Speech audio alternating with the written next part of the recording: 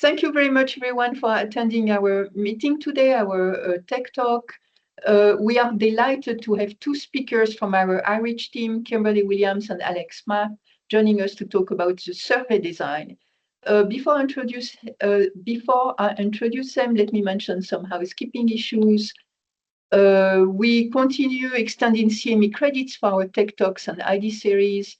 We will distribute the information via email to those who registered for today's event. But if you did not register prior to today's talk, you can still obtain CME code information from Deborah, and she will include her email address in the chat box. She will post her email address. Some really important upcoming events. Our next ID series is June 23rd. It's a Tuesday at noon, and Dr. Freda Patterson from University of Delaware will talk about what's timing got to do with it, time of day, effects of sleeping, eating, and exercising or cardiometabolic risk. So that's going to be, I'm sure, phenomenal. So do not miss this talk. It will be June 23rd on Tuesday at noon. And then we have another very exciting presentation on August 25th. It's also an ID series. Dr. Wayne Dufus from ChristianaCare will talk about HIV and STI care continuum here on Tuesday, August 25th at noon. So really very exciting events, two very exciting events. So again, I'm really delighted to introduce Kimberly and Alex. So Kim is a research investigator in iReach at ChristianaCare and a member of our Bird Corps. She very recently obtained in March 2026 a doctorate of public health in health management and policy from the Dornsife School of Public Health at Drexel University. So again, Kim, congratulations for this wonderful achievement. She also obtained an MPH from the same Dornsife School of Public Health at Drexel. She's an expert in implementation science and mixed methods research. Her current research focuses on reducing barriers and increasing access to treatment for opioid use disorder in the primary care setting. She has presented her work in multiple national conferences. She just came back from one, and has been invited numerous times to give lectures on implementation science, and also given lectures here at ChristianaCare to our residents over the years on how to write publication and abstracts, as well as study design. And welcome, Kim. And Alex is also a research investigator in iReach at ChristianaCare and also a member of our Bird Corps. She obtained an MPH from the Dornsife School of Public Health at Drexel. She currently in iReach, she leads the evaluation strategy for the Delaware Practice and Community-Based Research Network, or our PCBRN, a very important part of our ACCEL CTR. She has presented her work also in multiple national conferences and more recently presented her PCBRN project, Building a Foundation for Collaboration, developing a logic model and evaluation plan for the Delaware PCBRN. And this was presented at the American Evaluation Association Conference in Kansas City in November 2025. So thank you so much, both Kim and Alex, to give us this presentation, very, very needed. And we are really delighted and excited to hear your presentation. Thank you, Claudine. Thank you for that wonderful introduction. I'm going to go ahead and share my slides. I was just making a few updates yesterday. So can everyone see this okay? Yes. Yes. Perfect. So just a heads up, Alex, when we switch to your section, just tell me to advance the slides when you're ready, and I'll do so. Okay, sounds good.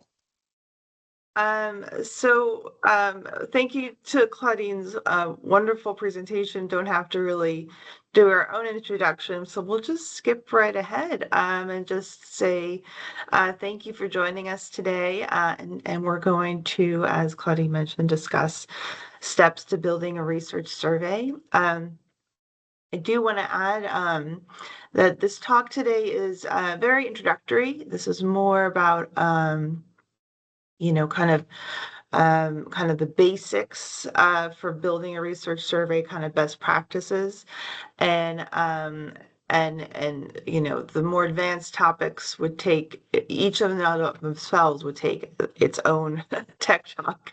So, for the sake of time, we're going to go through kind of just the preliminary kind of basics of developing a survey from a very introductory level. So just wanted to kind of note that. Let's see. Alex and I don't have any relevant financial relationships or interests to disclose. So the learning objectives specifically for today are to recall key steps involved in planning and designing research surveys, describe best practices for writing and formatting effective survey questions, and identify common pitfalls that may impact survey quality and data findings. And lastly, recognize the importance of reliability, validity, and pilot testing in survey development, which we will kind of provide examples for each. And a note, we've embedded some hyperlinks to some potentially helpful resources in these slides. So we're happy to provide a copy of these slides to any of the attendees upon request. So with that, why does good survey design matter? What are the things to really think about when we're doing this work? Poor survey design can lead to misleading or invalid data, participant confusion, low response rates, increased missing data, response bias from the participants, and difficulty interpreting your findings. Strong survey design can help improve data quality, increases the reliability and validity of your findings, reduces respondent burden, and enhances participant engagement, and can support meaningful conclusions from your findings. And just a quick caveat, I'm going to use the term survey kind of throughout this talk, but did want to note that the terms survey and questionnaire are often used interchangeably, but they do have kind of specific meanings. So when you officially, survey really is kind of the umbrella term and refers to the research method of surveying for data collection. It includes concepts involving sampling, administration, analysis, and interpretation, and is the broader kind of, again, overarching umbrella process. Whereas the questionnaire is actually the data collection tool itself, and kind of really addresses the actual individual questions or items. It doesn't always have to be, in the form of a question in your questionnaire.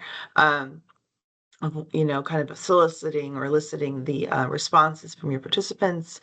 And it's really one component of the survey research method process. Surveys can be used for a number of reasons, including assessing knowledge, attitudes, and behaviors of your population, evaluating participant experiences from a certain kind of situation or setting, measuring satisfaction or quality of life, collecting patient-reported outcomes, identifying contextual factors, specifically barriers and facilitators, which is one reason why surveys are often used in like implementation science to maybe assess barriers and facilitators to doing a specific practice in a specific context. Conducting needs assessments, as well as supporting program evaluation and quality improvement efforts. So I'm going to go through kind of some just overview of some kind of key steps to planning your survey, and then I'm going to turn it over to Alex. So the first step is really to define your research question. So key questions to consider when you're thinking about defining a research question or research objective are, what is it that you want to learn? What is your really general or specific topic of interest? And why is this information important? What's the significance of this? Not just maybe for you, but broadly, overall, why is this information important?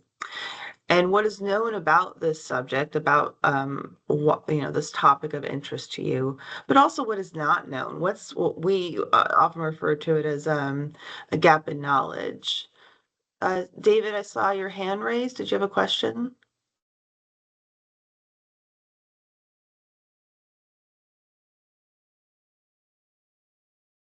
Okay.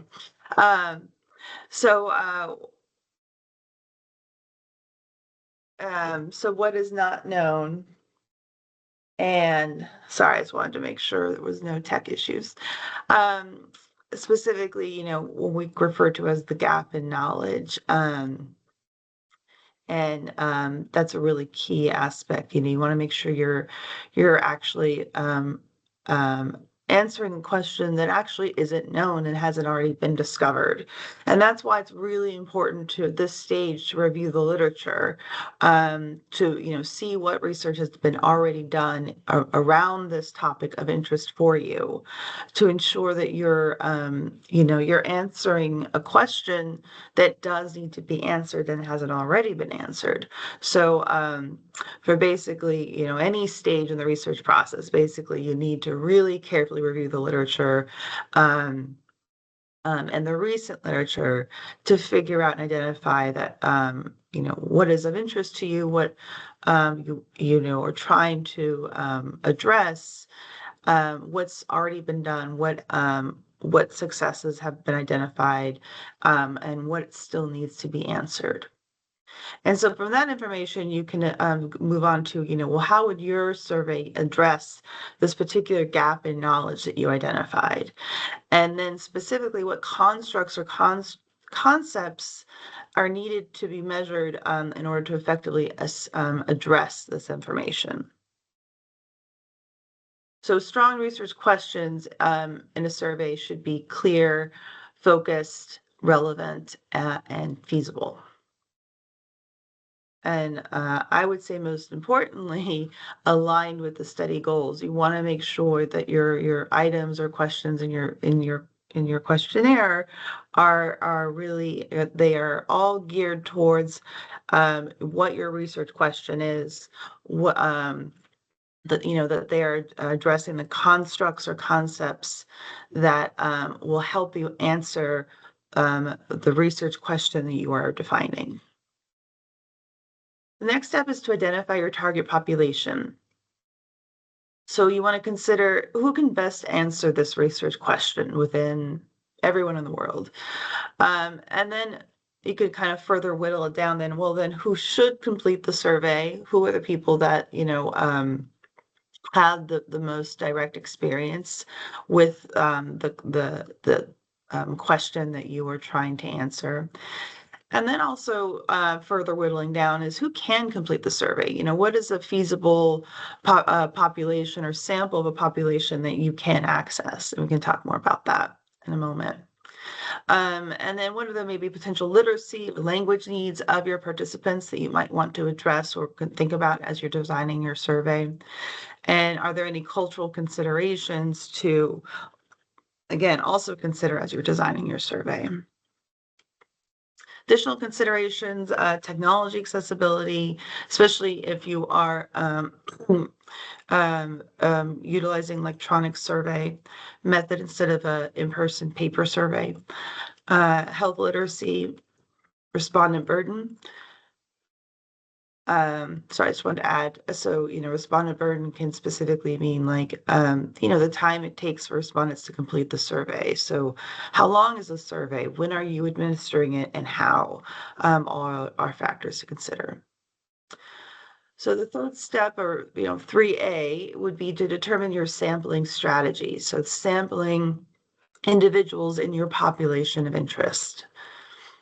So you want to think about, again, your target overall population, the sampling frame or the source of your sample of where you're collecting your data from home, what sample size is optimal for your study, how are you going to recruit participants to complete the survey?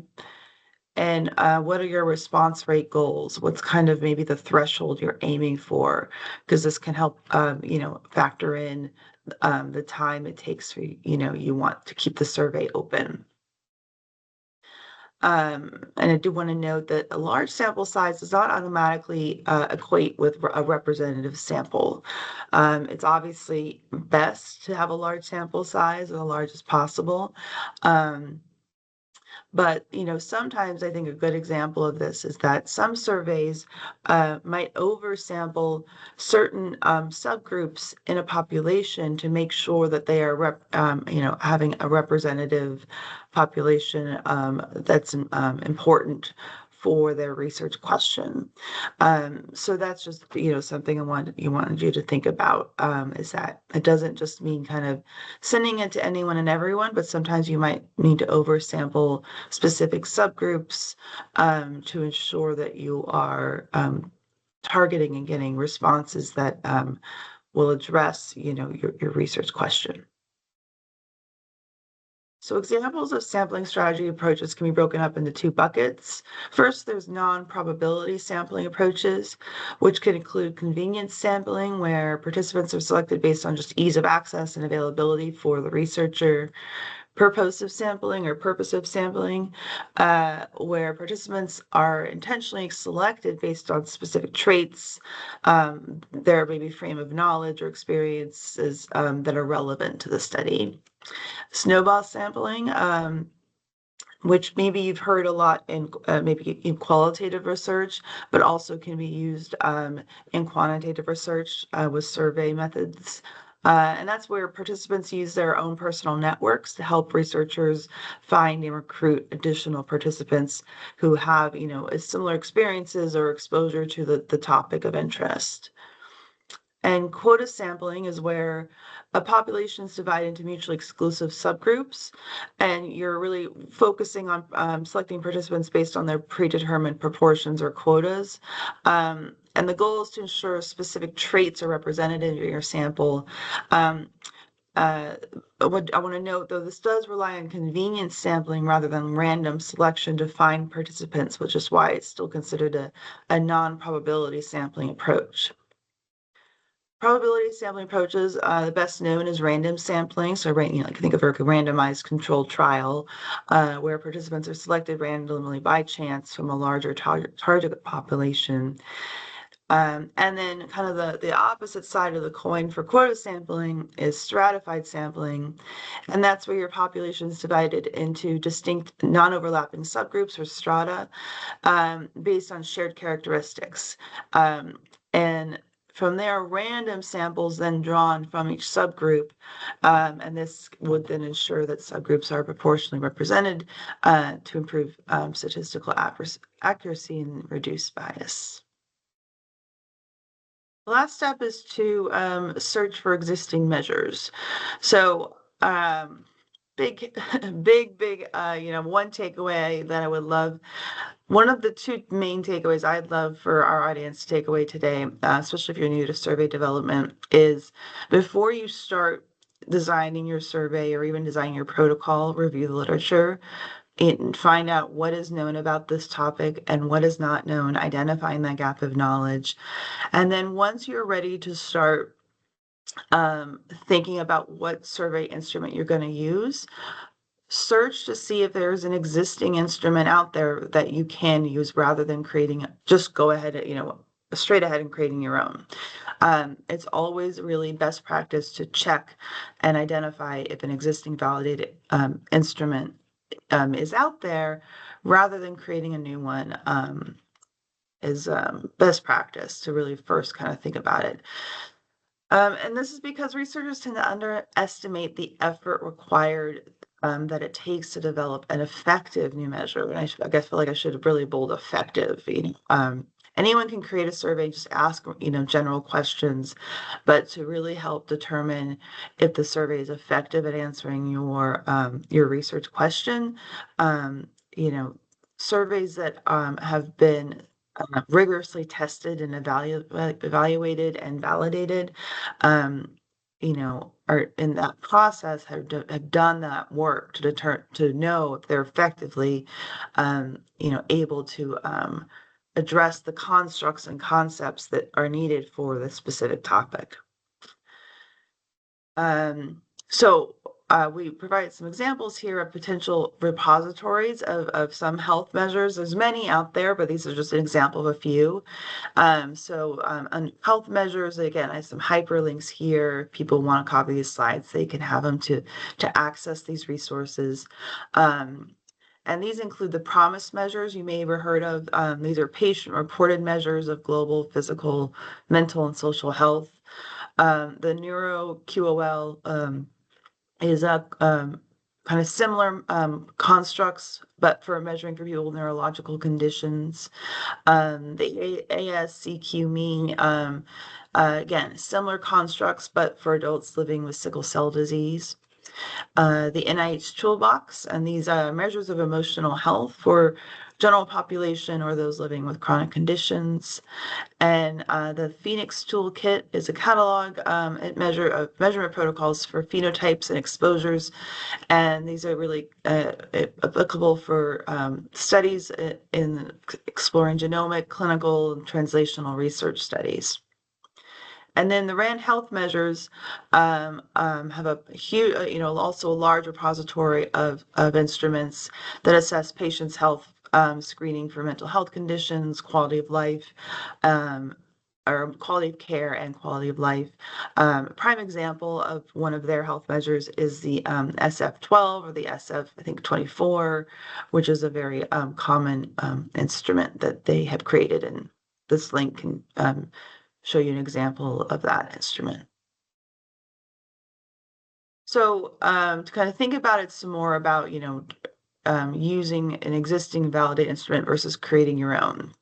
An existing measure it's faster to implement, it's already done, it's established, the psychometrics are validated, meaning that, they've determined that the sign numerical scores effectively measure these subjective judgments. It provides easier comparison across studies. If you use an existing measure that's out there, your findings can then be compared to other studies that have used the same measure. It reduces development burden on the research team to create the instrument from scratch. Some cons, though, are that validated instruments, it's often a trade-off. A validated instrument to really effectively assess the constructs of interest in your study, they tend to be lengthy. And there are obviously shorter validated instruments out there, but another con is that the validated instrument of interest may not exist for, or they are validated for specific populations and settings, which may deviate from the populations or settings or areas of interest for your study. Whereas new measures, there's greater flexibility. You can, really kind of tailor your survey questions or items to your specific context, to your population of interest. However, to do this well, it requires extensive testing of the new instrument to ensure that it is effectively answering the question. And to validate the new instrument requires training and specialized skills to do so. So it's a higher resource investment. So you might need, if you yourself don't have that training or skills, you might need to work with someone who does, bring them on the research team to really effectively test the psychometrics and responses and to rigorously assess the reliability and validity of the measure. All that being said, there are times where it really is necessary for you to develop a new measure or adapt an existing validated instrument. So you want to think about that if there are really no pre-existing instruments that address your topic, or if the measures don't adequately address the population or context of your specific study. And in that case, maybe you can create and adapt an existing measure to do that, to address your population context of study. So you don't necessarily have to start from scratch, but maybe adapt an existing measure. And you might, be wanting to explore new constructs in your study that have yet to be addressed in other validated instruments. And you have the time, resources, and skills necessary to develop and or adapt a new instrument and test its reliability and validity. So with that, I'm going to turn it over to my colleague Alex to talk about writing effective questions. Thank you, Kim. So now that Kim has discussed how to plan a survey and identify the most appropriate population and measures, I'm going to move us on to an additional important part of survey development, which is writing effective questions. Essentially, the quality of your data is directly tied into the quality of the questions you're asking. And even a well-designed study can really produce misleading findings if participants don't understand the questions or if they interpret them differently than what's intended. So we'll go on to the next slide.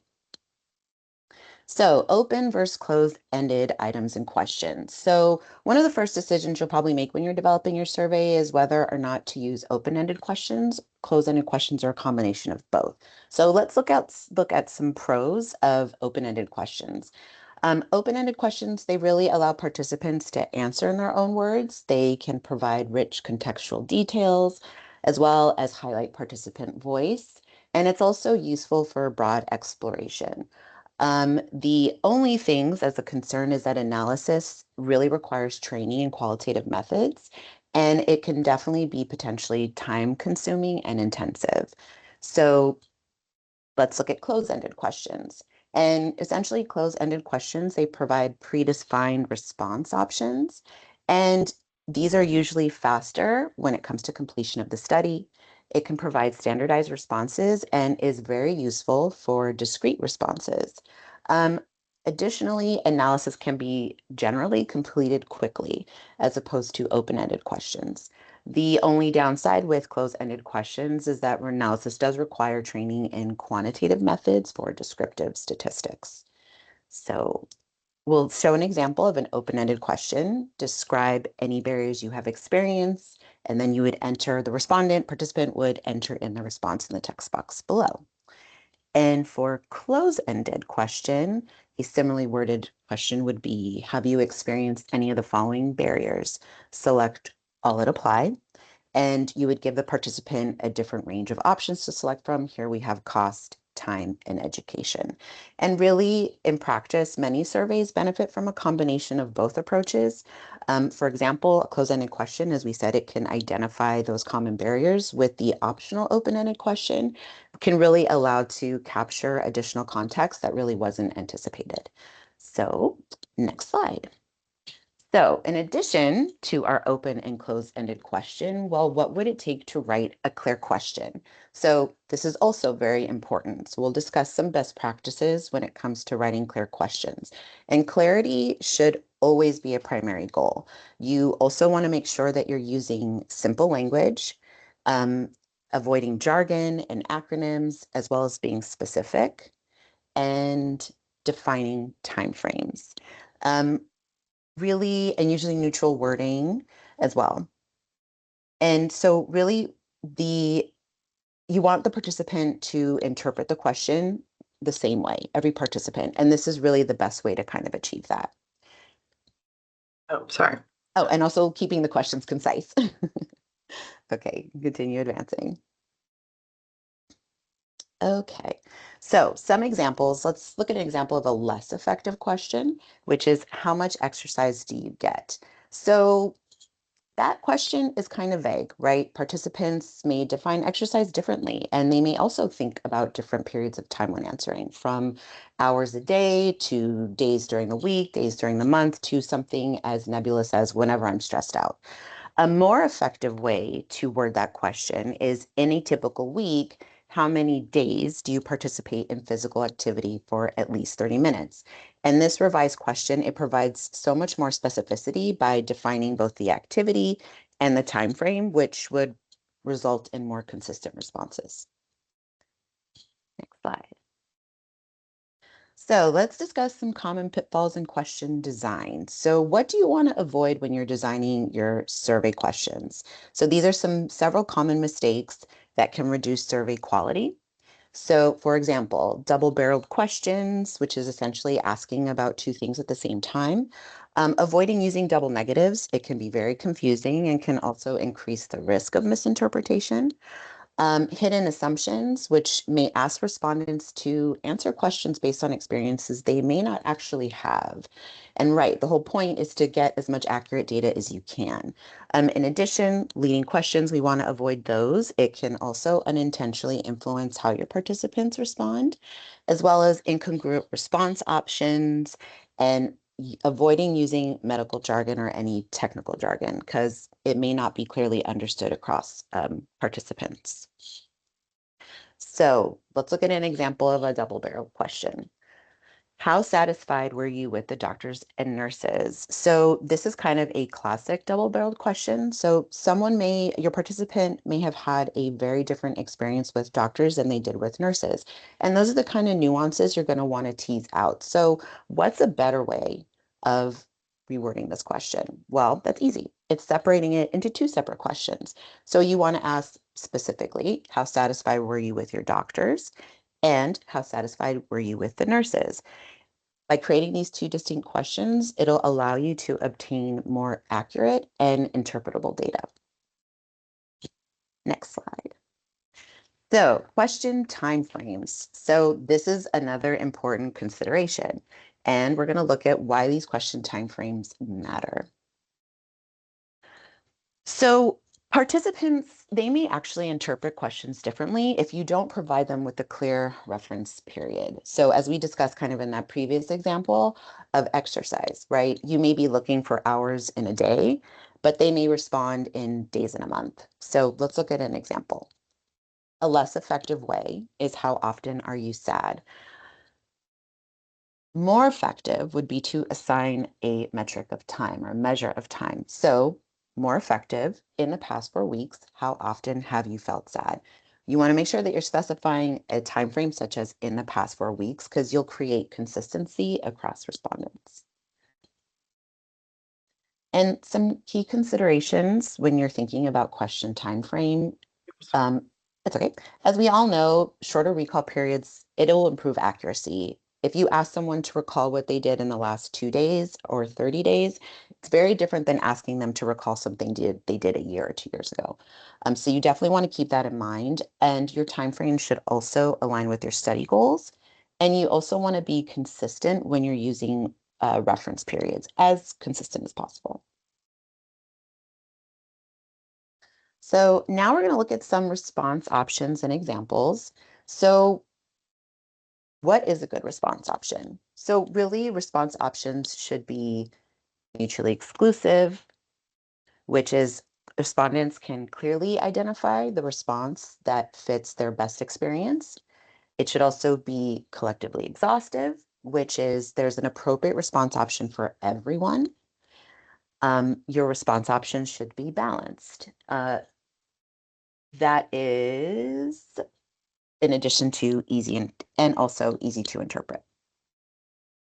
So let's look at some common types of response item scales. So a lot of you may be familiar with Likert scales, which is, for example, rating your level of agreement with the statement. So this is from strongly agree to agree. And Likert scales are frequently used to measure attitudes or perceptions. And another common type of response item scales is numeric rating examples. So those are often used to quantify experiences such as pain or satisfaction. And in this example, it was, for example, the information in this presentation was not helpful to extremely helpful. Hopefully it's very helpful. And another example of a common type of response item scale is visual analog scales. So these also allow participants to indicate their response along a continuous spectrum. The information in this presentation was scaling from not helpful to extremely helpful. And just to add a little note, this is measured using a 100mm line if you're using a paper survey instrument. Next slide. So another thing to discuss when thinking about and designing your survey questions. So branching or skip logic. So the purpose is really to allow your respondents to skip questions that aren't relevant to them. And sometimes branching and skip logic, they're sometimes used interchangeably. And really the importance is that you want to bypass questions that are not relevant to your respondents. Some advantages of using skip logic would be reducing respondent burden, improving survey flow, enhancing the user experience, reducing frustration. I think maybe some of us have had experiences taking really long surveys and some of the questions aren't relevant. So especially taking into consideration time and how long it takes by using branching and skip logic can really improve the experience, the user experience. So now we're going to talk about some disadvantages of using branching or skip logic. So obviously, it's not always feasible to use skip logic when you are using self-reported paper-based survey instruments. A lot of times it's much cleaner when it's done in something like REDCap or Microsoft Forms. Basically, electronic versions of surveys incorporate the branching logic more seamlessly than you would in a paper survey. And it also, another disadvantage, may require surveys to be administered electronically or by an interviewer. As I said, sometimes it's a little bit more difficult when you're using paper-based surveys. And a very important reminder, and I have also learned this from personal experience, you should always test your branching logic before launching the survey. There have been plenty of times where I've created surveys in REDCap and, we've made last minute changes and the variable name has changed and now the branching logic is off. So you want to make sure that you address that beforehand, especially when those are very important questions so that when your participant is taking the survey that they're not going to run into any issues.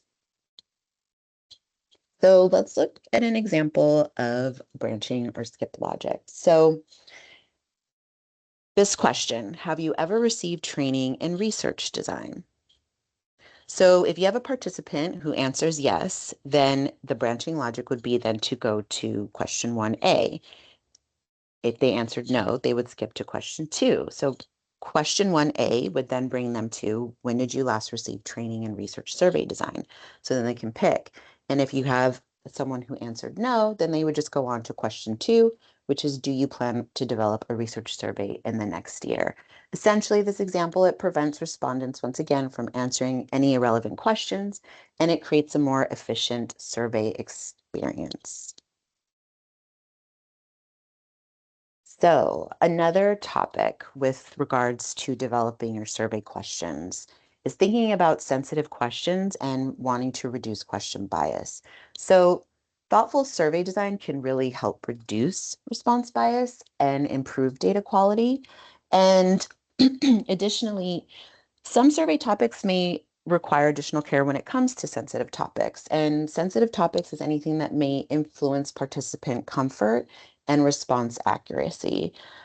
This can include such topics as identity and personal traits, such as race, ethnicity, and gender identity, beliefs and ideology, like politics and religion, personal health and relationships, like physical health, mental health, substance use, as well as trauma and life crises. So that's experiences with grief, death, bereavement, etc.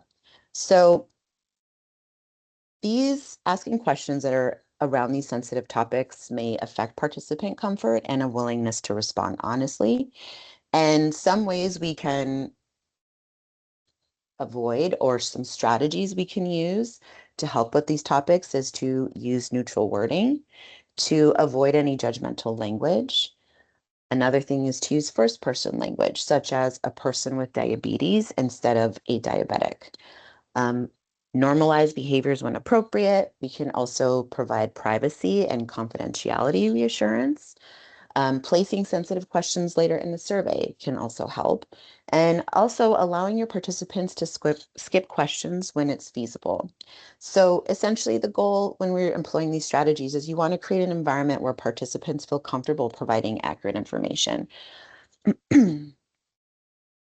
Next slide. So we've talked about developing your questions and writing clear survey questions. And now we're going to talk a little bit about how to organize those questions and how we're going to deliver those questions. So survey layout and administration, it can have substantial impact on participant experience and data quality. So you can go to the next slide. So the first is talking about survey flow and question order. This is also very important, and there are some best practices to consider.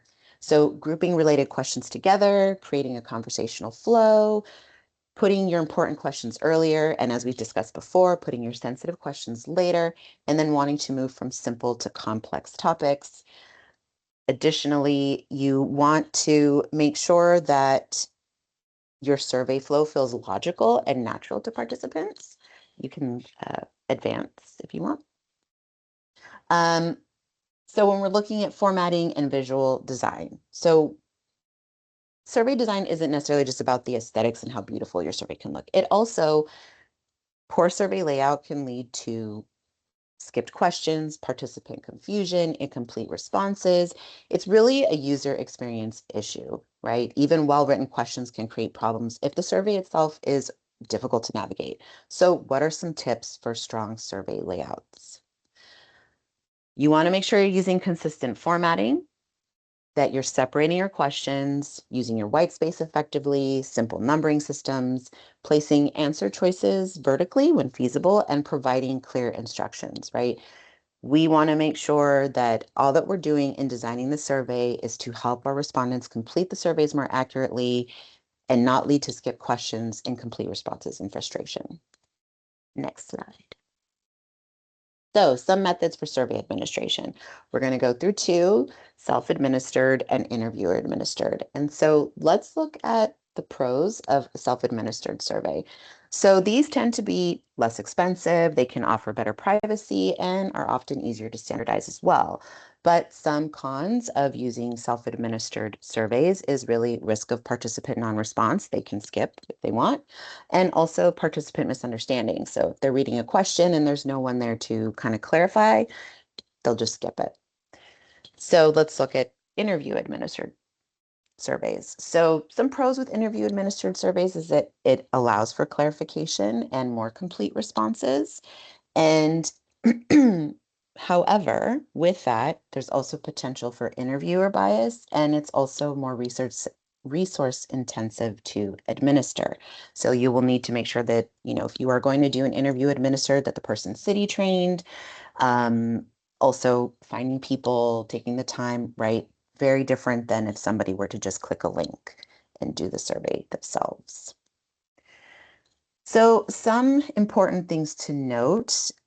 First off, today, like many surveys we're familiar, are administered electronically through platforms such as RedCap and Qualtrics, SurveyMonkey, Google Forms, or even Microsoft Forms. These are some common survey platforms, and Kim included some hyperlinks, so you guys can check those out. Also, one big caveat and one big notion. So as we know, like not every platform is considered permissible, and you want to make sure that the platform you choose to use is approved by your institution or IRB, and it's always very important to verify your platform requirements before data collection, before anything really. Make sure that you're checking with your IRB that what platform you're using is acceptable. Okay, so finally, the last thing I'll be talking about is reliability, validity, and pre-testing. And this is concepts that are essentially fundamental to survey quality. Next slide.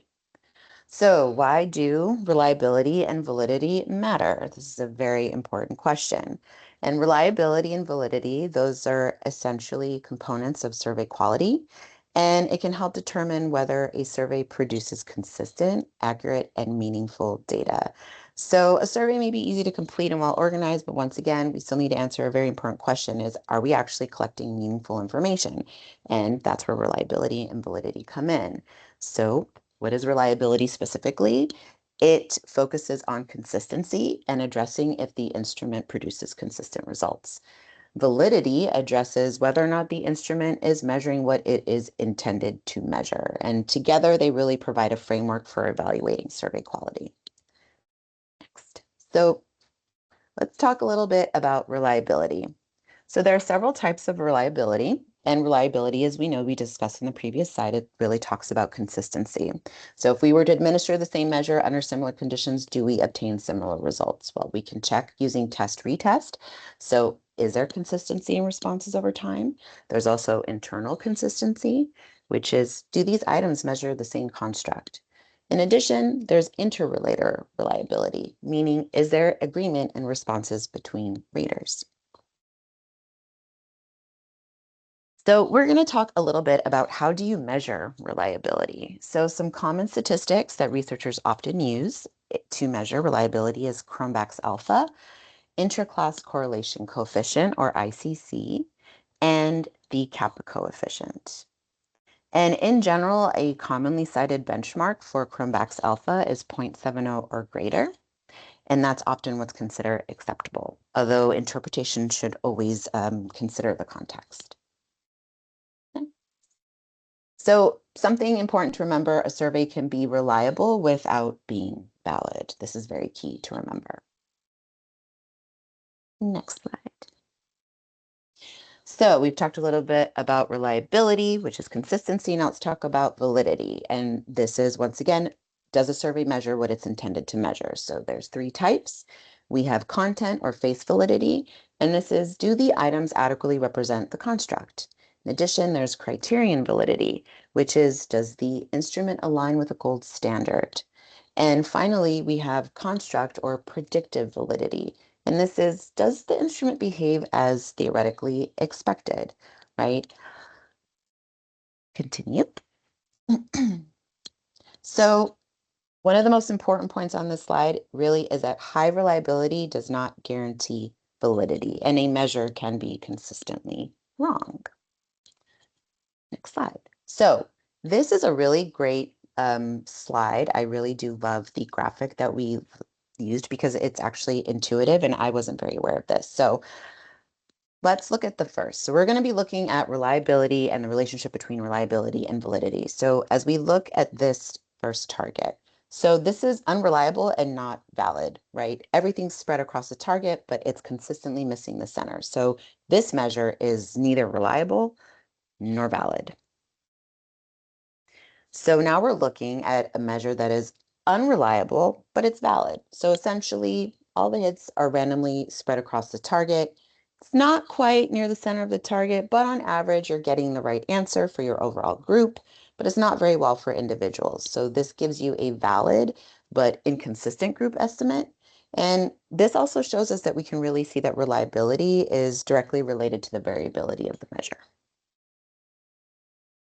So now we're looking at reliable, but not valid. So if your responses consistently miss the center, you'll have reliability, but not validity. Essentially, we're consistently measuring the wrong thing. And finally, where do we want to be? That's on target, both reliable and valid. And ideally, this is consistently, it hits the center of the target, and this means the measure is both reliable and valid. Next slide, please. So we've mentioned before with branching logic about pilot or pre-testing and why this is important. So why would you pilot test? Why even bother doing this? So really, pilot testing can help us identify the following: unclear wording, confusing instructions, technical problems, any branching or skip logic errors, survey burden, and formatting issues. And this is really great. It also provides a way for us to estimate completion time, right? And even a small pilot test, when we're talking about pilot test, I've never used like, oh, it has to be specifically piloted by this many people. Even a couple of folks pilot testing it can really uncover any issues that you may not have anticipated. I can speak, I've had experience with all of these. The technical problems are very concerning. You know, we thought we were designing a short survey and we take it and it takes way longer than anticipated. So we may need to kind of reassess. So let's move to the next. And really, if you pilot test your survey, it can improve your reliability, your validity, your completion rates, and also the participant experience. And also the quality of the data. So now I'm going to turn it back over to Kim. Let's kind of go through the final section about common pitfalls and final tips. Thanks, Alex. So common survey mistakes can include a survey that is too long. Again, going back to the idea of respondent burden, questions that are not aligned with the objectives. Basically, you're not aligned with answering the research question that you want to answer. Unclear wording, poor response options, and not conducting pilot testing. And also use of excessive jargon that might not be meaningful or confusing for your specific participant sample. As well as, what Alex kind of provided great examples on is poor formatting that can lead to confusion or frustration and skipped responses or incorrect responses. And, all this kind of can lead to, ignoring respondent burden. When you're developing your survey, you always want to think about developing the survey or thinking about using an existing measure. You always want to think about the respondent's experience. What is the experience going to be like for them as they're completing it? And always kind of keeping that kind of almost being empathetic about their experience and how, likely is it to kind of lead to high quality responses and complete responses. And so, many of you may have encountered mistakes like this before, both as a survey respondent yourself, or, maybe if you've had experience developing surveys in the past. So this is a checklist of things to kind of think through as you're, do you have a survey or you've adapted an existing instrument or created a new survey. These are kind of some final things to think through before you actually launch it and start collecting data. So you want to make sure that your research question is clearly defined, that your target population is identified, that the existing measures are reviewed, and that your question is aligned with your research objectives, that you've completed pilot testing, and that you've noted if any changes need to be done to the instrument itself.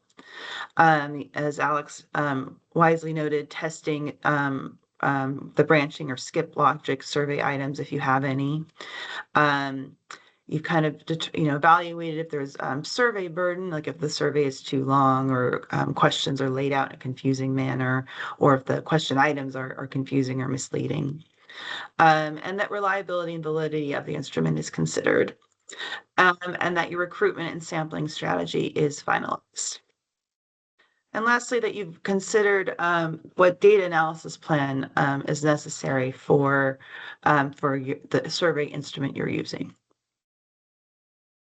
So just to recap, the road to developing a survey kind of starts with identifying your research topic, conducting a really in-depth literature review on that topic. Again, identifying what's known about that topic and what's not known, what's the gap in knowledge.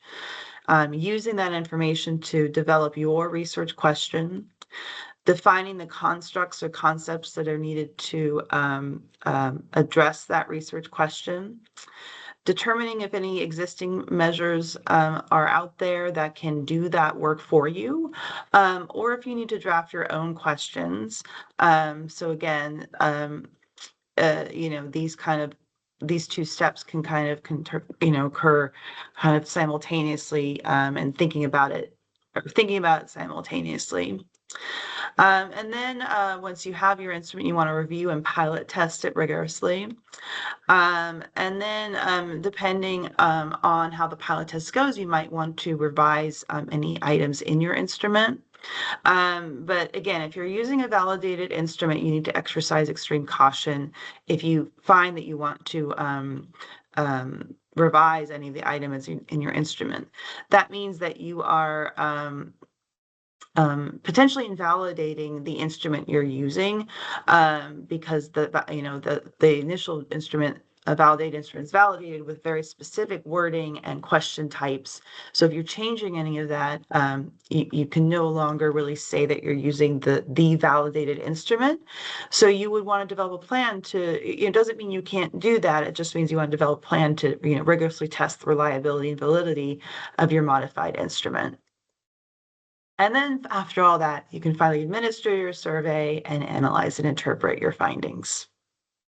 So some key takeaways, effective surveys are intentional, participant-centered, clearly written, visually well organized, pilot tested, and grounded in reliability and validity principles. Good survey design improves the quality of data collected, the credibility of the data collected, the usefulness of your research findings. These are some references we noted to kind of help develop this presentation today. Also, I wanted to note some key resources. These are 2 books if you want to really become an expert in survey design, and also just see some really well-crafted examples of how to assess survey instruments and or create your own. These are 2 textbooks that are really invaluable for that practice. And also I wanted to provide citations for 2 examples from our very own Lee Pachter. He kindly provided examples of 2 papers where he published findings from validating instruments of his own with his team. So in case you ever want to look at a paper of kind of instrument validation studies, and I feel like these really provide an example of kind of what it actually takes to validate an instrument. It's, as we've noted, it's no small feat, and I feel like these are really great examples of what that can look like and how it's reported. So I want to thank you for your time. I know we're a bit over, so I didn't know if we had time for any pressing questions before we close today. Well, I think we have, we are at the top of the hour, but if anyone has some questions, please. I mean, if Kim and Alex are willing to stay for a few more minutes. Absolutely. I have questions. I'm looking. Anyone has questions? Okay. Do you allow me for a couple of questions? Yes, Sure. All right. Oh, yeah. I mean, in some surveys that, I have experienced or completed, sometimes you have a question and then a few questions later, you have the same questions, but worded differently or worded in a negative way. And I always find this, I mean, I don't know, bizarre, because basically you answer the same question, but worded in 2 different ways. And I don't know whether it's a way of validating the first question or make sure that you are consistent in your answers. And is it a way of, right, I mean, to make sure that people are consistent in their answers? What do you think? Do you know about this? Yeah, and yeah, that's exactly what it is. So in my training, so in some validated instruments they do this. I feel like it has a negative product in a few ways. First, it makes the survey longer. And I feel like in this day and age, respondent burden is really important. I think it depends on, what is the metric you're trying to measure in your survey. So some psychometric instruments, this is really helpful. And it is used basically to increase validity and reliability of the participant responses of the instrument. I would say, especially if you're crafting your own survey, I don't consider it best practice anymore. I feel like, so I think like in psychology or psychiatry, it's used very often, I think, and it's used very intentionally. But I think like if you're trying to, survey clinician or provider experiences at Christiana about a practice, I think, again, it's all about context, right? It's more important, I think, to be mindful about respondent burden and you're not trying to intentionally, mislead the respondent, but also about making it easy to complete the survey as quickly as they can. Yeah, I totally agree. I always find this annoying, like, you are trying to trick me into. Well, I feel like those I feel like kind of instruments are delivered in certain settings where it's a very controlled environment. You have a participant there that, maybe is being paid to participate in the study, and like they're prime saying this instrument is, 40 items long. And so it's all about the context. And so I feel like for a lot of us here today, if we're administering surveys, maybe electronically through RedCap, and it's to busy caregivers, that even if you want to use a validated instrument, an instrument like that might not be the best tool for that context. But it is all about the context in which you're delivering the survey. And it is an established method to try to increase reliability and validity of the responses. I see. Any other questions in the audience? Well, I have another question. You talked about Alex, you talked about test, retest. Is it something that you would do to the same, re-administer the survey to the same person like a month later? Or, are there guidelines or how to do test, retest? So this is actually an area that I'm probably a little bit less familiar with. I've been very fortunate in all of my survey measures that we've either used validated measures, existing validated measures, or what we created, really there wasn't a necessity to test the reliability or validity. So I'm not sure, Claudine, but I can definitely find that information for you unless Kim knows, but I personally have not. And I think maybe a little grateful because I do know it can be a bear to test that. But most of the surveys I've developed, we've either, like I said, modified a validated instrument and spoken with the survey developers, or we've kind of not really explored too much in the validity or reliability area. I think so I think test retest reliability can also be it's more important, not more important. It's really important for longitudinal studies. So if you are, administering a survey to the same sample over time, so I think you can think about that, about like, is there consistency in responses, again, over time. So it's one other way to think about it. But things can change over time for participants. So I guess that's what yeah, it depends on the question, the context, obviously. yeah. Like if their experiences are changing, or I guess I could think about it maybe not with the same respondents, but is maybe not longitudinally, but like if you are delivering the survey in 1 year and then you're delivering the survey in another year, does the is the framing of the survey items consistent, reliable in terms of how the respondent would respond to it. But yeah, not in terms of like, obviously, like if they're in a a study or a trial or a program or receiving a treatment, their experiences could change. It's not really referring to that specifically. Yeah. All right. Well, I have other questions, but I think it's because of time, and I can ask them. I can ask you. Please do. Yes. In the Happy office. to follow. Yeah. All right. Well, thank you so much. This was a really very, very interesting and